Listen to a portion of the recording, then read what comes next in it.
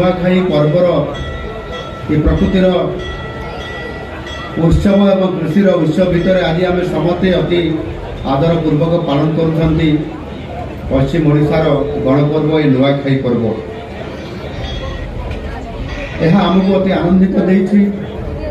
खुशी मनई एवं सेथिपाई शस्य घर को आसिला परे अधिष्ठात्री देवी बा इष्टा देवा देवी को नवान्न अर्पण कर नुआखाई पालन करिवार जो विधान रही एवं आमे समस्ते ताको अति जत्नर सहित आदर सहित एक गण पर्वर आख्या रूप नेला परे आज आम समस्ते ताको ये गोटे कृषि उत्सव हिसाब से पालन कर जी जो अच्छी जो परिस्थिति अच्छी पाठ पढ़ुची चाकरी करुँची व्यवसाय करुँची संबलपुर बाहर अच्छी राज्य बाहर अच्छी देश विदेश से अच्छी ये समस्त से गोटे आमर लक्ष्य जे आम नुआखाई ये पर्व आम एकाठी होगा नुआखाई परिवार सहित भक्षण करवा एवं साना माने बड़ मान को भूमिष्ठ प्रणाम करेंगे सम्मानित करेंगे एवं घरे घरे खीरी पिठा सुस्वादु व्यंजन आयोजन करने सहित आम समस्त को नुआखाई जुहार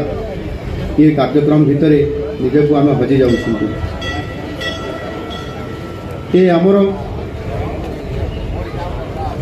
सांस्कृतिक सहित ये आमर कृषि उत्सव जोड़ी होती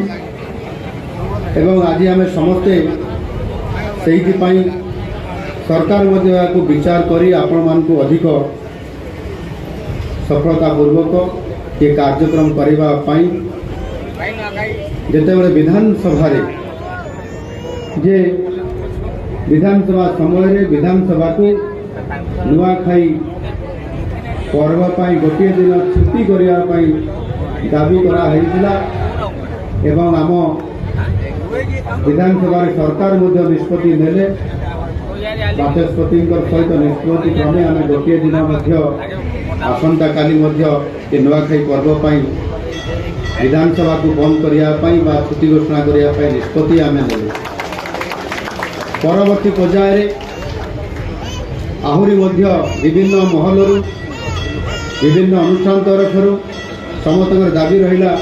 ये विधानसभा तो बंद है किंतु ये नुआखाई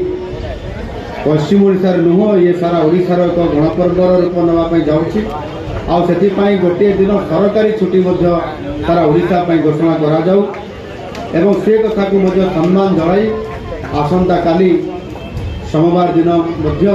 सरकारी छुट्टी हिसाब से सारा ओडिशा रे या घोषणा करा जायछि एवं छुट्टी मुख्यमंत्री संबलपुर आसपाई आपंकर मुख्यमंत्री गस्त कार्यक्रम सरकारी कार्यक्रम को देखिकी अनेक समय जो माने ये गणपर्व सामिल हबार छुट्टी पाइबार अधिकार प्राप्त थिले साधारणतः भाव में एक सरकार को सब विचार को नियंती किंतु गोटे कथा प्रसंग आसीला जे जो माने एठी नवान्न भक्षण करेंगे नुआ अन्न खाइबे एवं पर्व मानिबे केमती मुख्यमंत्री कार्यक्रम ड्यूटी करेंगे ये कथा जो सामना को आसला जो माने नुआखाई पर्व सामिल होती सरकारी कर्मचारी अच्छा छुट्टी घोषणा करागला एवं समस्त को सम्मानित करागला जे यहाँ को गणपर्व हिसाब से ये संपूर्ण भाव में पश्चिम ओडिशार पूरा समस्त को जेभली भाव में सुख स्वाच्छंद परिवार सहित साई ओडिशा समस्त सहित उपस्थित ये गणपर्व को व्यापक भाव में आनंद उल्लास आरंभर पूर्ण भाव में करने सद्य ये स्वीकृति प्रधान सरकार करिसेंती एवं निश्चित भाव में सरकार संपूर्ण भाव में ଏ ପର୍ବକୁ ସମ୍ମାନ ଦେଉଛନ୍ତି ଏବଂ ସେଥିପାଇଁ ମୁଁ ଏ କଥା ଏଇଥିପାଇଁ ଟିକେ କହିବା ପାଇଁ ଉଚିତ ମନେ କଲି ଯେ ଏହାର କହିବାର ଏଠି ଆବଶ୍ୟକତା ଥିଲା ଏବଂ ସରକାର ଆଜି ଏ ନୂଆଖାଇ ପର୍ବକୁ ଗୁରୁତ୍ୱ ପ୍ରଦାନ କରିକି ସମ୍ପୂର୍ଣ୍ଣ ଭାବରେ ଏହାକୁ ଓଡ଼ିଶାର ଗଣପର୍ବ ହିସାବରେ ସ୍ୱୀକୃତି ପ୍ରଦାନ କରିବା ପାଇଁ ସଦୟ ଆମ ମନରେ ଏହା ଆଜି ସ୍ୱୀକୃତି ପ୍ରାପ୍ତ ହୋଇଛି ବା ଆମେ ତାକୁ ଅତି ଖୁସିରେ ତାକୁ ଆଦର ସହିତ ଏହାକୁ ଗ୍ରହଣ କରିଛୁ। ଏଠି ସମଲେଶ୍ୱରୀ ପୀଠରେ ନୂଆଖାଇ ଭେଟ କାର୍ଯ୍ୟକ୍ରମ ଆଜି ଦିନରେ ଆମେ ଏଇଠି ଏ କାର୍ଯ୍ୟକ୍ରମରେ ସମସ୍ତେ ସାମିଲ ହେଇଛନ୍ତି ଏବଂ ଆପଣମାନେ ମଧ୍ୟ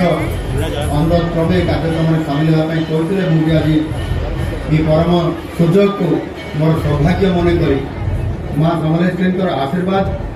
କୃପାରୁ ଏଠି ମୋତେ ଆଜି ଏଠି ଅତିଥି ହେବାର ସୁଯୋଗ ମିଳିଥିବା ଏ କଥା ମୁଁ ନିଶ୍ଚିତ ଭାବରେ ଆଜି ମନେ କରୁଛି। ଆଉ ସେଥିପାଇଁ ଆଜି ମୁଁ ଏଠି ମୋ ପରିବାର ସହିତ ମଧ୍ୟ ଆସିକରି ମୁଁ